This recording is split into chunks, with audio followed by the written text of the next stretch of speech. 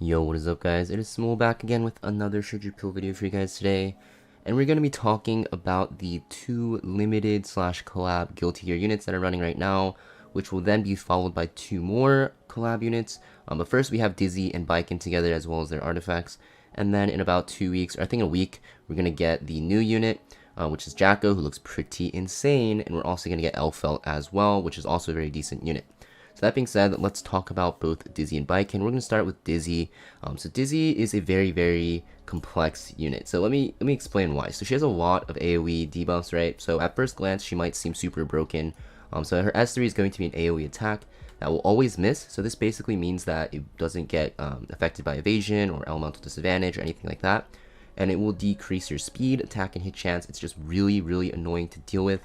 It's an AoE attack, 4-turn cooldown only, 2 turns on your debuffs. If this lands, you're basically kind of screwed. Next, we also have her S2, which is an AoE attack, which is going to also push back CR and also extend duration of debuffs. So this makes it very annoying to deal with. She can extend stun durations, she can extend all of her own debuffs, she can extend provokes, she can extend poisons as well, which makes her very strong in PvE. Just a really annoying ability in general. And then her S1 is going to be an AoE attack with a 25% chance to stun for 1 turn. And this does extra damage on debuffed enemies. Dizzy's damage isn't that great, guys, so don't worry too much about that. But yeah, if you pair this with the Abyssal Crown, you have a AoE 50% chance to stun on her S1, makes her very strong. So yeah, she's a very powerful debuffer at first glance. The only thing is you never really see her nowadays in PvP. So in PvP, she gets hard countered by things that abuse AoE. So for instance, like Bellion on Elbrus's sword, or Elbrus Ritual Sword will always counterattack basically. Rem destroys her, right? Violet, even though he doesn't get affected by the S3, the thing is, all the other abilities, she's pretty much always going to miss on Violet, and then Violet's going to just, counter and just get a lot of healing back and a lot of CR push and stuff like that, so that's why she's also bad versus Violet. General Purges, not in the meta anymore, but he always will CR push his team. LR Crow would reset his S3, so you can see that there's a lot of ways to deal with Dizzy, but that does not make her unplayable. She's still playable if you can pick her last in a World Arena setting where basically there's no counters out, which can't really happen, but in general it's hard to use her. Even though she's a very strong debuffer, you also need really good stats on her because you need to make her tanky enough to survive. You want her on super high speed to rotate her turns, or on low speed on counter sets, up to you. You also want her to have decent effectiveness because we have a lot of high effect resist units in the meta nowadays. Also, there's a lot of cleansing, right? Also, the thing with Dizzy is that you can't really use her as an opener because she requires a lot of stats. So what will end up happening actually is your Dizzy goes last, or not last, but not first, and basically she just gets controlled before she can even get any skills off, or even like one shot, because she's a mage, so she's not that tanky, right?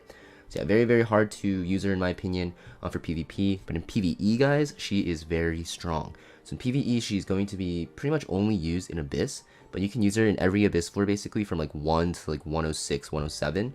Very powerful unit. The reason why she's so strong is because she has these debuffs that will actually work on bosses, and the bosses get affected greatly because they just basically do no damage while these debuffs are up.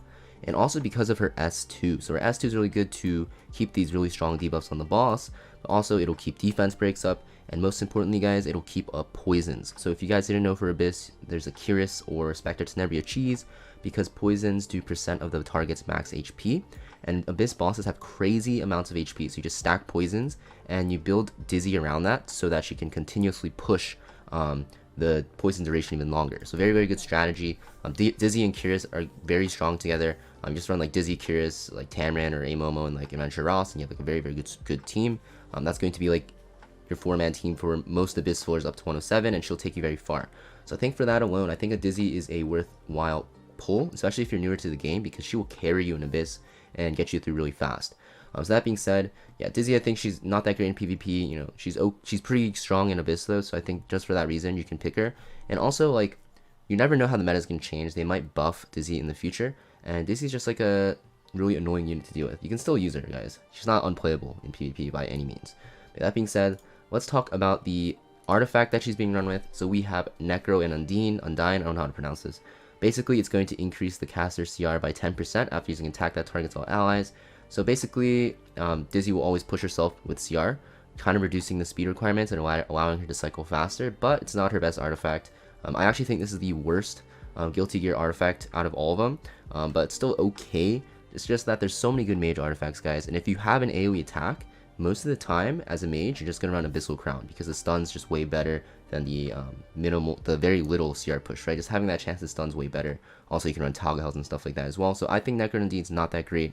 It is a collab artifact though, so if you want to buy it, you can, I guess. But I personally don't even think it's worth buying with powder because it's not that strong. So now let's talk about Baiken. So Baiken, you guys have probably heard me talk a million times about her. I think she's very strong, mostly because she's a very good Banshee one-shotter. So let's talk about her skills. So her S3 is a single target attack that will detonate bleeds and will also increase CR of all of her allies. Her S2 is going to be a single target attack that has actually three bleed effects for 2 turns, right? And one of the bleeding effects will always land. Basically, if you don't get, the 20%, or I think it's 20%, right? Because the effect chance goes up to 80. So yeah, one of the bleeding effects will always ignore effect resist, right? You do have that chance to miss on it initially, and a critical hit with this will give you an extra turn, so you basically get 2 turns. Her S1 is a single target attack that will inflict bleeds, and if you crit, it reduces the caster skill cooldowns. So yeah, she's really good in Banshee because she S2s, lands the bleeds, gets an extra turn before Banshee can split, and then she S3s, and usually it dies right away, but you also have that safety net of the detonates from the bleed effects.